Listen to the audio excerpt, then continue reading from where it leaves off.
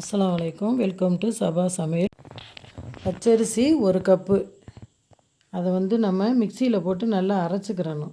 அரைச்சிட்டு திரும்ப நம்ம ஒரு சலிக்கு வச்சு சலிச்சிடணும். சலித்தோம்னா நம்மளுக்கு மாவு கிடைக்கும் இல்லையா, அந்த மாவை நம்ம தனியாக எடுத்துக்கிட்டு எனக்கு 1 கப்பு அரிசிக்கு 2 கப்பு மாவு வந்திருக்கு. 2 கப்பு மாவு. இது இப்போ 2 கப்பு மாவு இருக்குது. அரை கப்பு எனக்கு கப்பி, நம்ம சலிச்சதில் கப்பி இருக்கும்ல, அந்த கப்பி எனக்கு அரை கப்பு இருக்குது. அரை கப்பு கப்பி இருக்குது எனக்கு.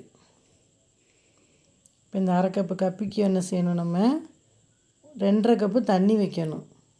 2.5 கப்பு தண்ணி வச்சு அந்த கப்பியை நம்ம அடுப்பில் போட்டு கிண்டணும். ஒரு கையில் கிண்டிக்கிட்டே ஒரு கையில் கொட்டணும். கிண்டினோன்னு நல்லா மாவு வெந்து கெட்டி பதத்துக்கு வந்துடும். கெட்டி பதத்துக்கு வரும்போது நம்ம அதை என்ன செய்யணும், ஆற வச்சிடணும். நல்லா கெட்டி பதத்துக்கு வந்துருச்சுல, நல்லா மாவு வெந்த உடனே சட்டியில் ஒட்டாமல் வரும். ஆற வச்சுட்டு நம்ம மாவு எடுத்து வச்சோம் இல்லையா, அதை நான் தேங்காய் தண்ணி எடுத்து வச்சேன். 1 கப்பு தேங்காய் தண்ணி.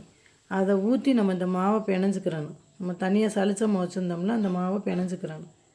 பிணையும் போது நல்லா நெழுக பதத்துக்கு வரும். நம்ம இந்த அளவுக்கு பிணைஞ்சிக்கிட்டு நம்ம கிண்டின கப்பி ஆறினோன்னா அந்த கப்பியும் எடுத்துக்குள்ளே மாவுக்குள்ளே எடுத்து போட்டு நம்ம அதையும் சேர்த்து பிணையணும். 2ஐயும் சேர்த்து பிணையும் போது 2 மாவுமே நல்லா மிக்ஸ் ஆகி நல்லா ஈவனாக நல்லா வந்துடும். நம்ம கொஞ்சோண்டு 1/4 டீஸ்பூனு ஈஸ்ட்டு அதையும் போட்டு நல்லா அடிக்கணும். மாவை நல்லா அடித்து நம்ம எவ்வளோக்கு எவ்வளோ நல்லா மாவை அடிக்கிறோமோ அவ்வளோக்கு எவ்வளோ நல்லாயிருக்கும். அடிச்சுட்டு 3 மணி நேரம் நம்ம அந்த மாவை அப்படியே மூடி வச்சிடணும். நல்லா அடிச்சுட்டு 3 மணி நேரம் மூடி வச்சிடணும் மாவை. 3 மணி நேரம் கழித்து நம்ம குட்டி குட்டி பவுலாக எடுத்து அதில் நல்லா வெண்ணெயை தடவிட்டு வச்சுக்கிட்டு நம்ம மாவுக்கு உப்பு போடாமல் வச்சோம் இல்லையா, அப்போ நம்ம உப்பு போட்டு மறுபடியும் அடிக்கணும் மாவை. உப்பு போட்டு அடிச்சுட்டு 2 பவுலில் நான் மாற்றிக்கிட்டேன். ஒரு பவுலில் மாற்றின மாவில் ஜீனியும் தேங்காயும் போட்டு தனியாக அடித்து வச்சுக்கிட்டேன். அதை குட்டி குட்டி பவுலில் அள்ளி வச்சு நம்ம ஒரு இட்லி பாத்திரத்தில் தண்ணியை கொதிக்க விட்டு அதுக்குள்ளே தூக்கி வச்சிடணும்.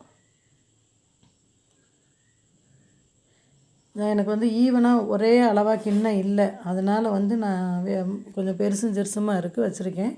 2வது மாவு எடுத்து வச்சோம் இல்லையா, அதுக்கு நாட்டு சக்கரை நம்ம எவ்வளோ இனிப்பு தேவை அதை போட்டு தேங்காயும் இருக்கிற இன்னொரு பவுலில் வச்சுருந்த தேங்காயும் கொட்டி 2ஐயுமே நம்ம நல்லா சுருளை கிண்டிட்டு எடுத்து வச்சுக்கிறணும். இது வெந்துருச்சுன்னா நம்மளுக்கு மேலே வெடிச்சிடும். அப்படியே அந்த மேலே அப்பம் வெடிச்சிடும். அப்போ நம்ம கொட்டினோடனே அழகாக கீழே விழுந்துடும். பாத்திரத்தை விட்டு கீழே அழகாக விழுந்துடும். விழுந்தோடனே நம்ம எடுத்து வச்சுட்டு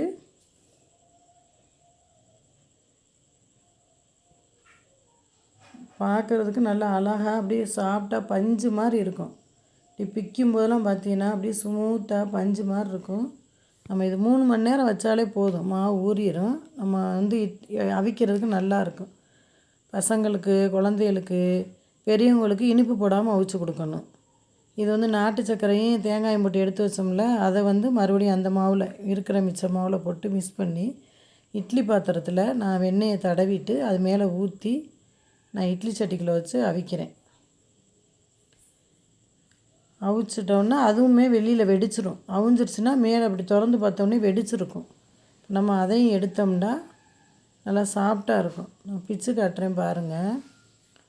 அப்படியே நல்லா அழகாக அப்படியே ஸ்மூத்தாக உள்ளதெல்லாம் அப்படி பஞ்சு மாதிரி இருக்கும். இதையும் பிச்சு காட்டுறேன் பாருங்கள். அப்படியே எவ்வளோ அழகாக இருக்குது பாருங்கள். இப்படி பஞ்சு மாதிரி நல்லா அழகாக இருக்கும். அப்படி மெதுவாக நம்ம பிக்கும்போது அப்படி கையிலேருந்து மெதுவாக வரும். நான் வத்தக்குழம்பு வச்சுருந்தேன்.